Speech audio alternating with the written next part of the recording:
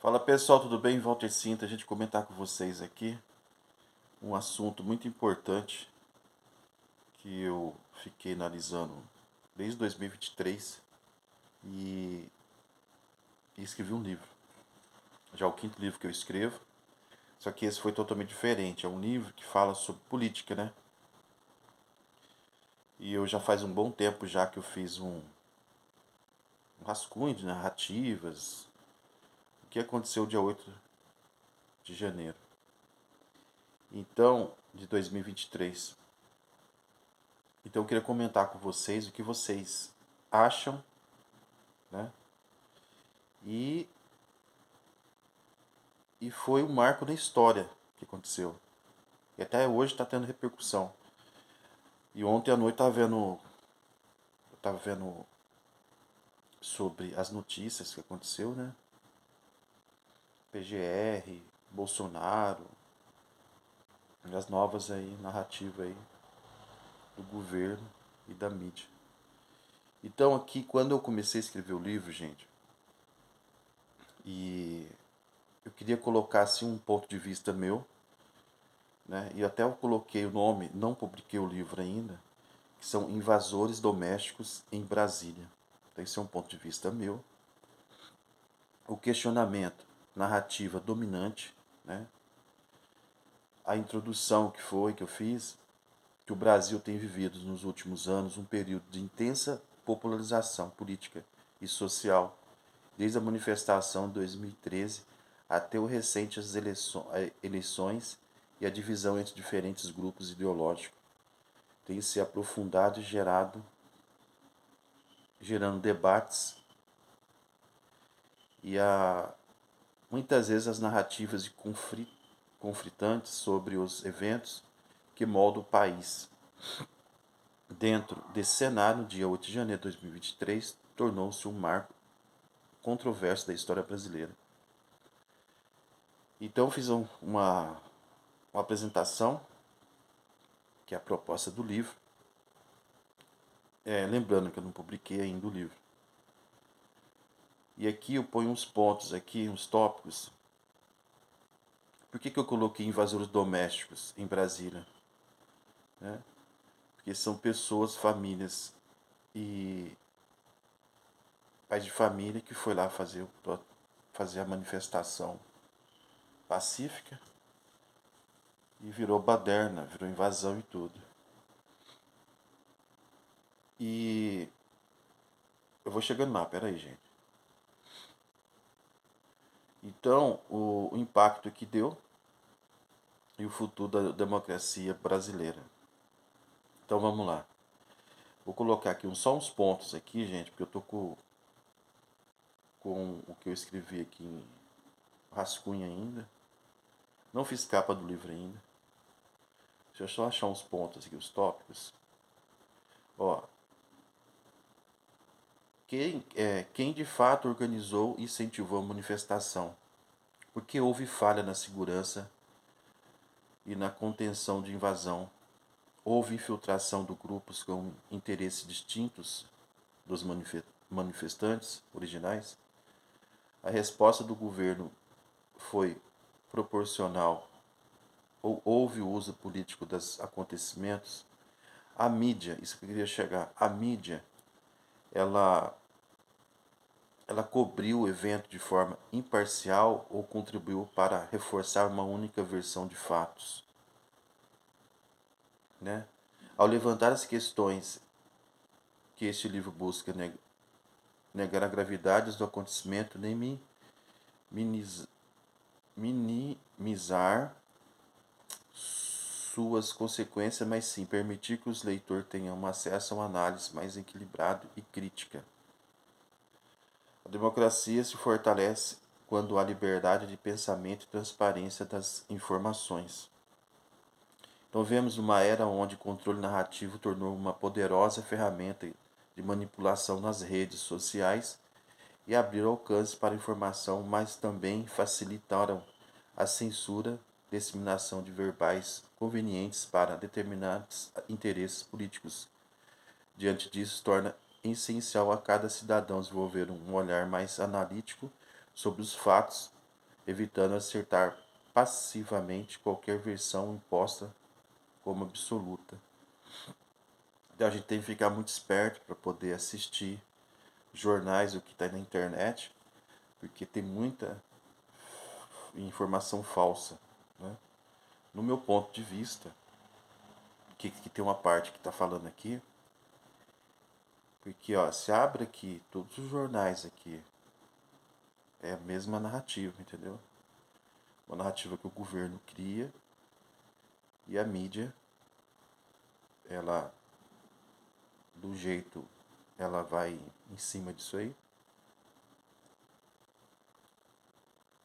ela vai apoiando. Então vamos colocar aqui, eu não vou conseguir ler tudo, só uma parte.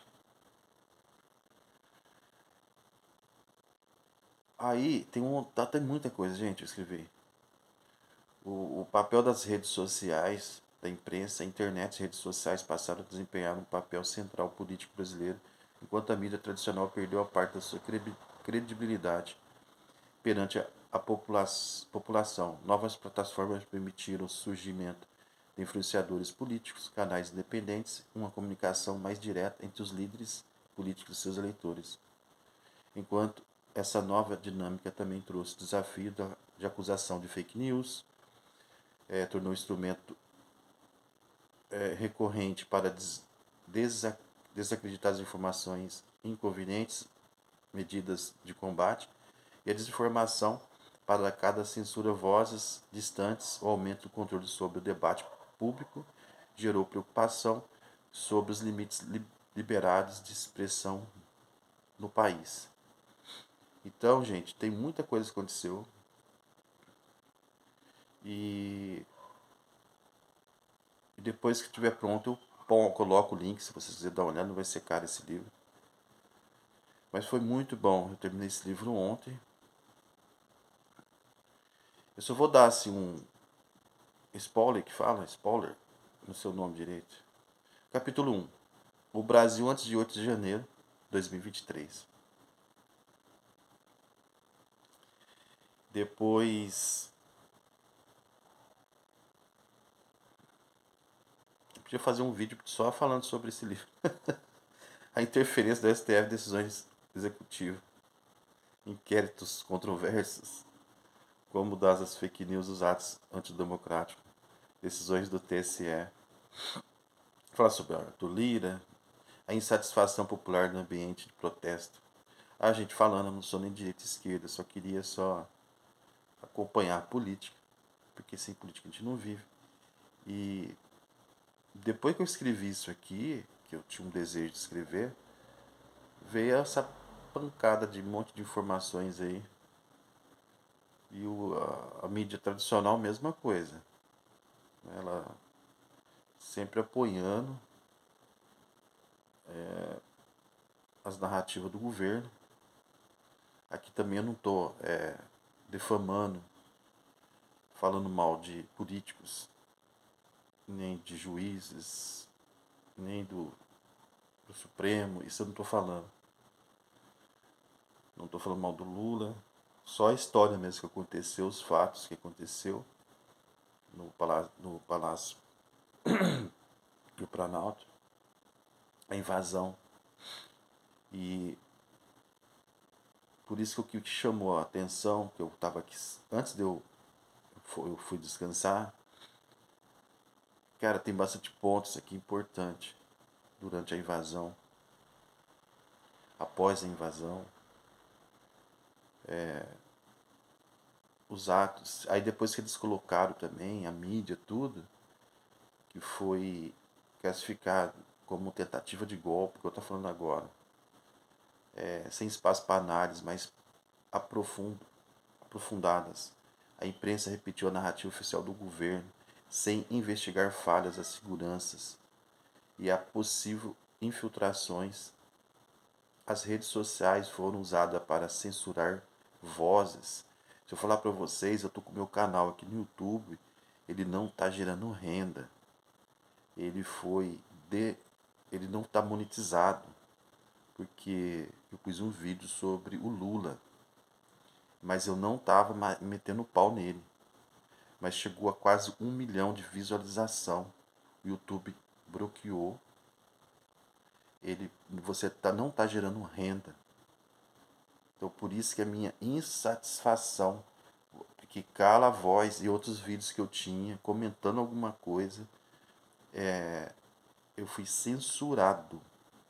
Eu tive que parar de falar, porque quando você incomoda alguém, principalmente o governo, você pensa diferente, o que eles fazem é calar, é tirar sua monetização do seu canal ou fechar o seu canal.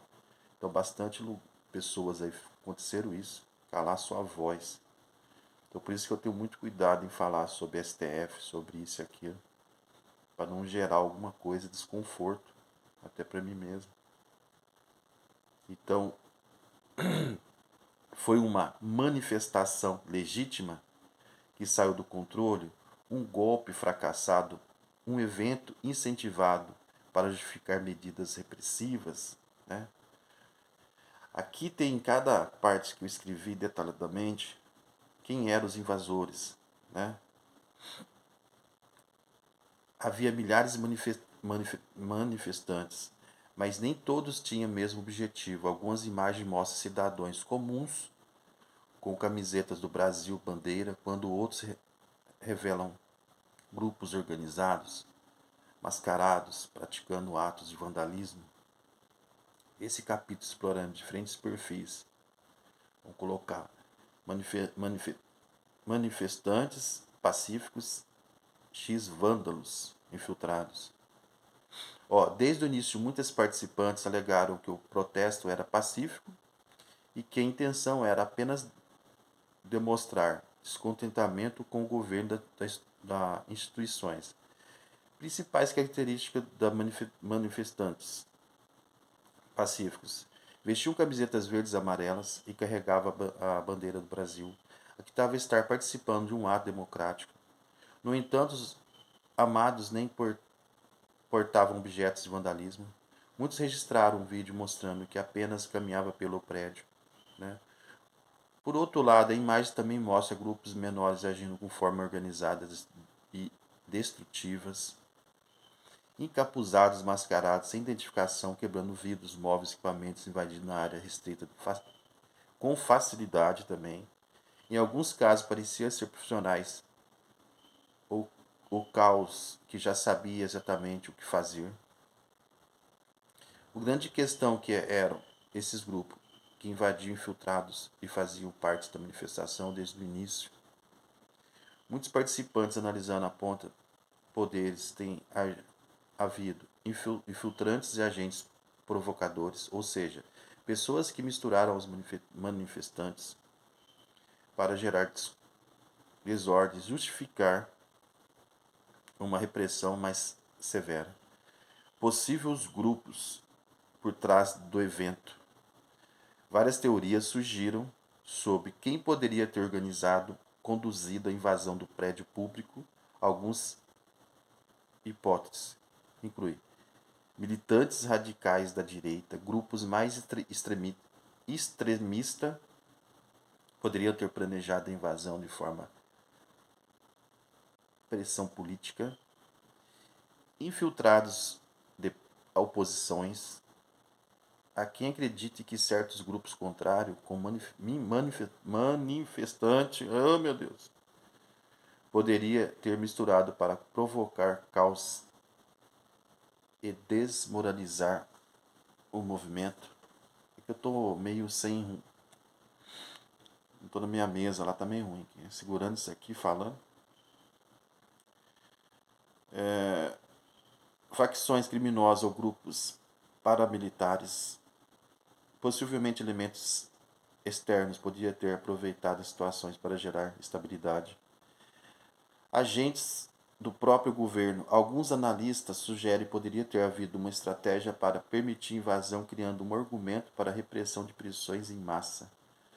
O fato de algum indivíduo não seres reconhecido pelos manifestantes regulares e agiram de maneira coordenada, levantando suspeita, manipulação externa do acontecimento. Então tem um monte de pontos, gente, que foi acusação, a facilitação ou omissão das autoridades. O ponto crucial, a atuação das forças de seguranças antes e durante o evento. Pergunta: por que não houve reforço da segurança? Até hoje eu me pergunto sobre isso, mesmo com alertas sobre manifestação. Por que a Polícia Militar do DF não conteve os manifestantes? Tá feia a coisa, hein? Eu escrevo livro e não consigo ler. O não tá me mordendo, galera. Vamos lá, bem simprão mesmo. Manifestantes do início. Por que alguns policiais apareciam permitindo passagem em determinados momentos, como algumas áreas sensíveis dos prédios foram acessadas tão facilmente? Hipóteses levantadas: incompetência, despreparo da autoridade, falha no planejamento ou nas respostas rápidas, conveniência dos setores da segurança, autoridades podiam ter facilitado o evento do propósito, interesse político, o caos pode ter sido permitido para justificar ações futuras, como prisões em massa, medidas preventivas. Pouca hora depois da invasão, o governador do DF, Ibanez Rocha, foi afastado sob acusação de omissão. No entanto, até hoje, a responsabilidade sobre o fracasso na segurança permaneceram nebulosas. O papel das redes sociais e da comunicação digital. As redes sociais tiveram um papel central na organização de protesto, mas também foram um fator polêmico de cobertura dos acontecimentos antes de 8 de janeiro. Então, gente, tá isso aí, já falei de montão, tá 17 minutos, mas eu queria falar sobre isso aí. Depois eu comento, mas o livro é grande aqui. Vou até colocar aqui que eu escrevi, foi no meu celularzinho, que eu faço uma estrutura. E é isso aí. Agora vamos ver quais... Desculpa ser bem assim, como que eu posso dizer? Um desabafo. Não sou direita nem esquerda. E só queria mostrar que hoje em dia a gente não pode falar nada. A gente não pode manifestar nosso pensamento. Que as pessoas das autoridades, elas não querem que a gente seja... Se a gente começar a aparecer muito, eles vão lá e cortam. Eles vão lá e já era. Igual fizeram com o meu canal aqui. Não está monetizado. Acho que ninguém sabia disso. E às vezes por isso que eu não fico postando muita... E aí tinha parado de falar, mas aí depois eu falei, quer saber, eu vou escrever sobre política. Eu tinha uma vontade de colocar isso aqui e deixar registrado. E as pessoas que foram presas, na minha opinião, são pessoas trabalhadoras, pessoas simples, humildes, que deveria estar presas. Elas podiam ter sido julgadas assim, mas por outras penas, não fazer vandalismo, quebrar isso, eu sou contra. Mas as pessoas poderiam ser punidas de outra forma, não severamente o que aconteceu. Então é isso aí. Vou ver aqui mais só um trecho aqui, só vou mudar que a televisão tá ligada aqui. E todo mundo tá falando agora sobre a PGR. Então agora começam as narrativas. Após a denúncia do Bolsonaro, se reúne com os aliados. Enquanto foi organizado pelo deputado Coronel Zuco, Coração, Isabel Merkel. Vai tudo assim, ó, vai voltando as narrativas. Tem muita coisa importante que eles poderiam fazer para o Brasil, fazer para poder crescer o Brasil. Não, é só perseguições, narrativas. papel. Então, tudo distante da nossa vida. Fique com Deus.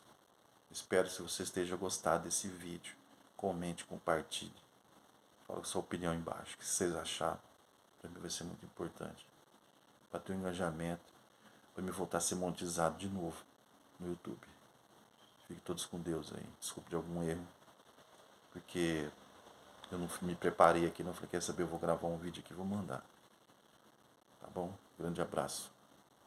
O nome do livro: Os Invasores Domésticos. Será que era para ele estar preso mesmo? Será que foi injustiça? Isso vai ficar aí, essa dúvida. Grande abraço.